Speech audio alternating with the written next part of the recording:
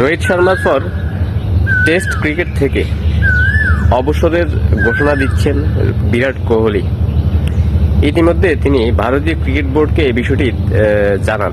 ভারতীয় cricket board তাকে পুনঃ বিবেচনা করার জন্য অনুরোধ করতেছে যে আগামী ইংল্যান্ডে যে 5টি টেস্ট সিরিজ আগামী জুন মাসে, সেখানে সিনিয়রদের মধ্যে অভিজ্ঞ ব্যাটসম্যান বিরাট কোহলিকে তারা চাইছিল, কিন্তু বিরাট কোহলি হঠাৎ করে এই সিদ্ধান্ত নেওয়ার কারণেই বিসিসিআই এখন বিপাকে। বিরাট কোহলি বলতেছে যে তিনি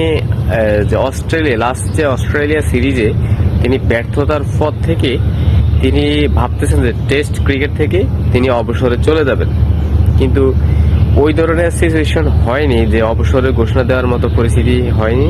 তবে রোহিত শর্মা যখন অবসরের ঘোষণা দিলেন এবং টেস্ট থেকে তিনি বিদায় নিলেন, সোশ্যাল মিডিয়ায় একটি ঘোষণা দিয়ে টেস্ট থেকে বিদায় নিলেন, তখনই তিনি তার বিষয়টিও জোরালোভাবে ভাবতেছে যে টেস্ট ক্রিকেট থেকে তিনি অবসরে যাবেন। তো ইতিমধ্যে তিনি অফিসিয়ালি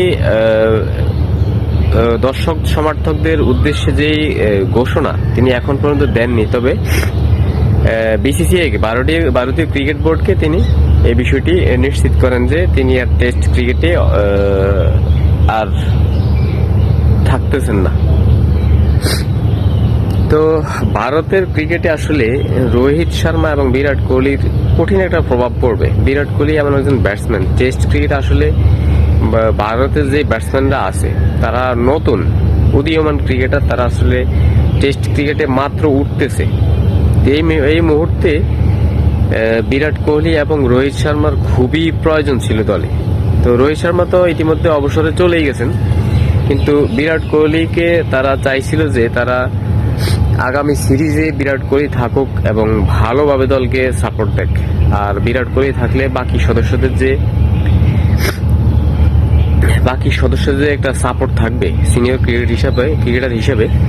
তো ওই বিষয়টি খুবই জরুরি ছিল, কিন্তু বিরাট কোহলির আচমকা এই সিদ্ধান্তের কারণে এখন খুবই বিপাকে আছে ভারতীয় ক্রিকেট বোর্ড। তবে পুনঃ বিবেচনা করারও কোনো সুযোগ আমার কাছে মনে হচ্ছে না যে বিরাট কোহলি দিবে।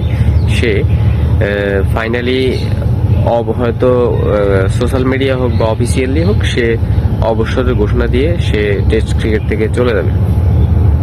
এখন ভারতীয় ক্রিকেট বোর্ড চরম একটা বিপাকে আছে, কারণ বিরাট কোহলির মতো একজন ব্যাটসম্যান যদি এই 5টি টেস্ট সিরিজে, যেখানে ইংল্যান্ড এতটা স্ট্রং টিম, জো রুটকে আসলে ঠেকানো কঠিন, হ্যারি ব্রুক, এরা আসলে যে লেভেলের টেস্ট ক্রিকেটার ভয়ঙ্কর।